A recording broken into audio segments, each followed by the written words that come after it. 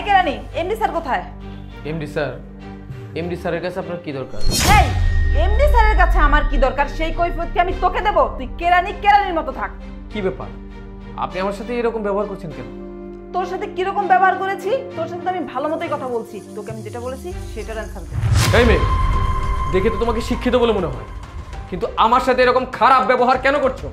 এই আমি তোর সাথে কি খারাপ ব্যবহার করেছি? হ্যাঁ, আমি কি তোর গালে থাপ্পড় মেরেছি? বেয়াদব কোথাকার, স্টুপিড, কোনো কমন সেন্স নেই।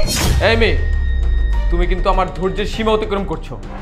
আর একটা কথা বললে আমি কিন্তু অ্যাকশন নিতে বাধ্য হব। তুই আমার বিরুদ্ধে অ্যাকশন নিবি না? নে, এই যে তোকে থাপ্পড় মারলাম। তোর মতো কেরানি তুই আমাকে কি করতে পারিস? যা তাই কর, যা। তুমি আমার মেয়ের বয়সী একটা মেয়ে হয়ে আমার গালে থাপ্পড় মারলে? আমি ভাবতেও পারতেছি না এরকম একটা বেয়াদব মেয়েকে অ্যাম্পল বাংলা গ্রুপে এরিয়া ম্যানেজার হিসেবে কে চাকরি দিয়েছে? এই আপনারা কেমন? হ্যাঁ, আপনাদের কোনো কমন সেন্স নাই? এই সব স্টুপিডদের অফিসে রাখেন কেন? এদেরকে লাথি মেরে অফিস থেকে বের করে দেন। এই আপনি কার সাথে কিভাবে কথা বলতেছেন? আপনি কোনো কি চিনেন? উনি কে? উনি হচ্ছে অ্যাম্পোর বাংলা কোম্পানির MD sir. Sir? Shut up! একটা কথা বলবে না তুমি। তোমার মতো বেয়াদব অ্যাম্পল বাংলা গ্রুপে চাকরি করতে পারে না। Get out! এক্ষুনি বের হয়ে যাও। আমি তোমাকে যেতে বলছি। আর তোমার মতো বেয়াদবকে অ্যাম্পল বাংলা গ্রুপে কে চাকরি দিয়েছে আমি তাকেও দেখে নেব। স্যার, আমি আপনার কোম্পানির মানিকগঞ্জ জেলার মার্কেটিং ডিপার্টমেন্টের এরিয়া ম্যানেজার।